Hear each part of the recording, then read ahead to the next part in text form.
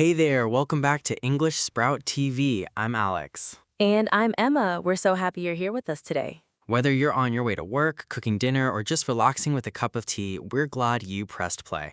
Today's episode is packed with phrases you can actually use today. Not tomorrow, not next week, today. That's right, we're talking about daily useful phrases for everyday English, the kind of things native speakers say without even thinking about it. And the best part? They're super easy to learn. Before we jump in, if this is your first time listening to English Sprout TV, here is what we do.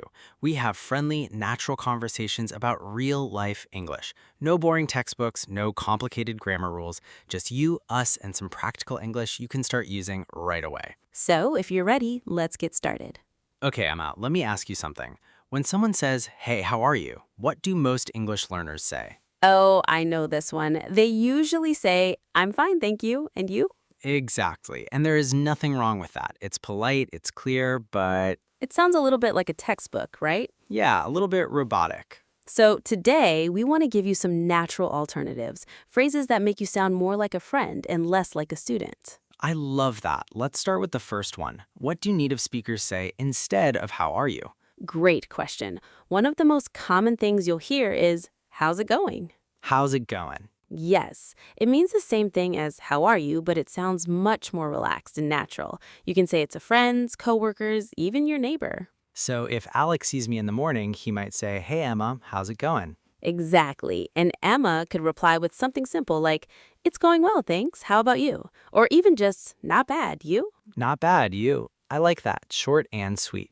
Another great greeting is, "How are you doing?" It's a little warmer than "How are you?" and it gives the other person a chance to say a bit more. Let me practice. Alex, how are you doing? "I'm doing great, Emma. Thanks for asking. Busy day, but I can't complain." See, that feels so natural. Okay, let's move to the next phrase. What about when someone does something nice for you? We usually say thank you, but is there something else? Absolutely. A really lovely phrase is, "I appreciate it." I appreciate it. Yes, this is powerful. It's warm. It's sincere.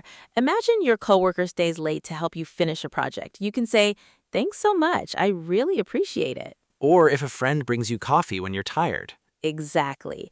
"I appreciate it" shows that you notice their kindness and you're truly grateful. It's stronger than just thanks. Got it. I appreciate it. I'll try to use that today. Now, let's talk about conversations. You know when someone explains something to you and you finally understand? What do you say? Usually, I understand. Right, but a more natural phrase is, "that makes sense." Oh, that makes sense. I've heard that in movies. Yes, it's very common. Let's say I explain why we record our podcast in the morning. I might say, "we record in the morning because the room is quieter and our voices feel fresh." And you say, That makes sense. "perfect." It shows you followed the idea and you agree with the logic. You can also say, "that makes perfect sense," if you want to be a little more enthusiastic. Nice. Okay, what about the opposite? What if someone says something and you don't agree or you're not sure? Ah, this is important.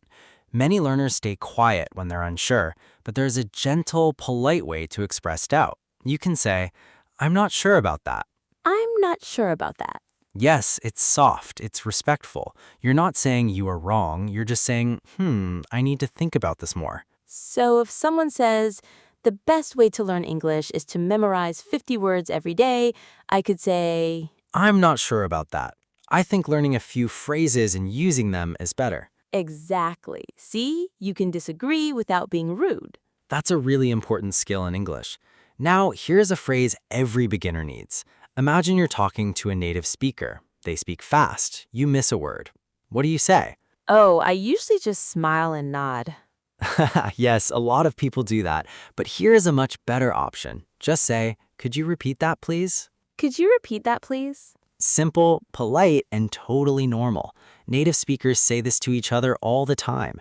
You can also say, "sorry, I didn't catch that. Could you say it again?" I didn't catch that. I like that one. It sounds very natural. It really does. And here's the truth. Asking someone to repeat something does not make you look stupid. It makes you look like someone who wants to understand. That's a good thing. Okay, I'm feeling more confident already. Let's keep going. What about at work or in a busy conversation? Sometimes you need a little time to think or to find an answer. What phrase helps with that? A great one is, "I'll get back to you." "I'll get back to you."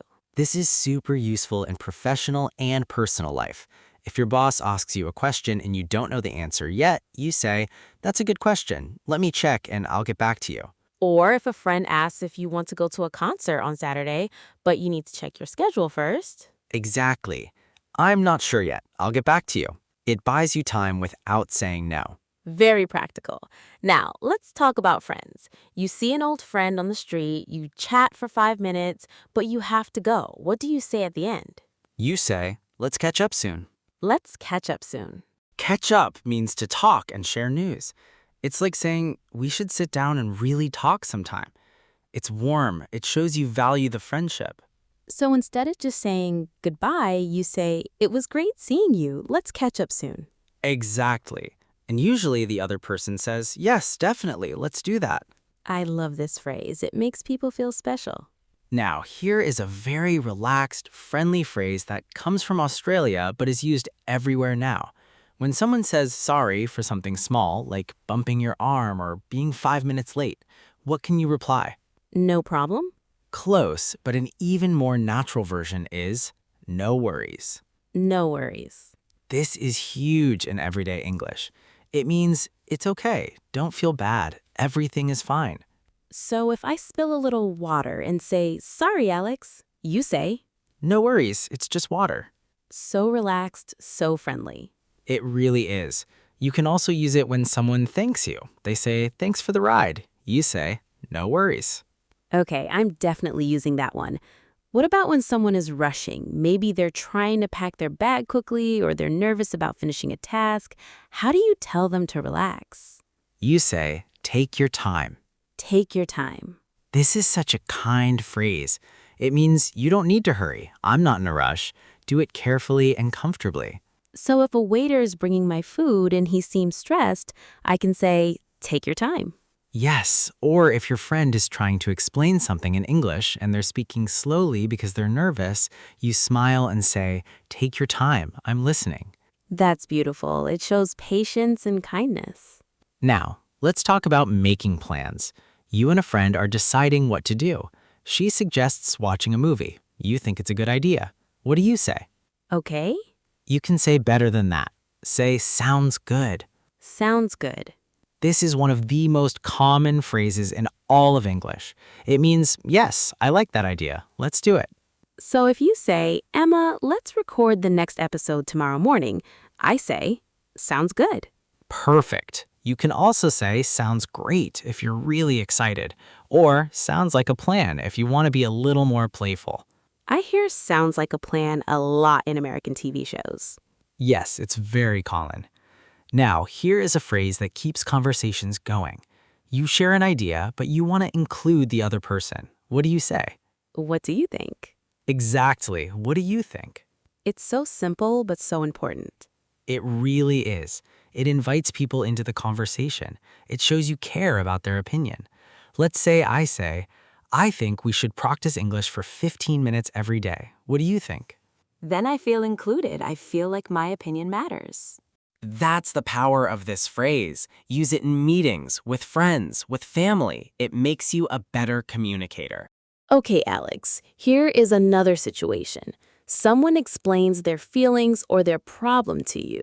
You want to show that you understand them, not just the words, but the feeling behind the words. The perfect phrase for that is, "I see what you mean." I see what you mean. This is deeper than "I understand." It says, "I can imagine how you feel. I'm on your side." So if I say, "I'm really tired today because I woke up at 4 in the morning," you can say, "I see what you mean. Early mornings are hard." Yes, you're not just saying, "I understand." You're showing empathy. You're connecting. I love that. Let's do one more. What about when you want to agree with someone, but you want to add your own idea too? A smooth way to do that is, "I agree and also," or simply, "That's true. Plus," So if I say, "Learning vocabulary is important," you say, "That's true. Plus, using the words in conversation helps you remember them longer." "Nice." It shows respect for my idea and then builds on it. Exactly. Good conversation is like building a bridge together. You add one piece, the other person adds another. Okay, I think we've covered a lot today. Should we do a quick recap? Absolutely. Let's go through them one more time. Listen carefully and repeat after us if you can. Phrase 1. Instead of, how are you? Try, how's it going? How's it going? Phrase 2. When someone is kind, say, I appreciate it. I appreciate it. Phrase 3. When you understand an idea, say, that makes sense. That makes sense. Phrase 4. When you're unsure, say gently, I'm not sure about that. I'm not sure about that. Phrase 5. When you miss something, say, could you repeat that, please? Could you repeat that, please? Phrase 6. When you need time to answer, say, I'll get back to you. I'll get back to you. Phrase 7. When you want to see a friend again, say, let's catch up soon. Let's catch up soon. Phrase 8. When someone apologizes for something small, say, no worries. No worries. Phrase 9. When someone is rushing, say kindly, take your time. Take your time. Phrase 10. When you like an idea, say, sounds good. Sounds good. Phrase 11. When you want someone's opinion, ask, what do you think? What do you think? And phrase 12. When you truly understand someone's feelings, say, I see what you mean. I see what you mean. You did great. If you are repeating those with us, your English is already getting stronger. Now, before we say goodbye, we have a challenge for you. Yes, here's your homework. Pick 3 phrases from today's episode, any 3 you like, and use them in a real conversation today or tomorrow, but don't wait too long.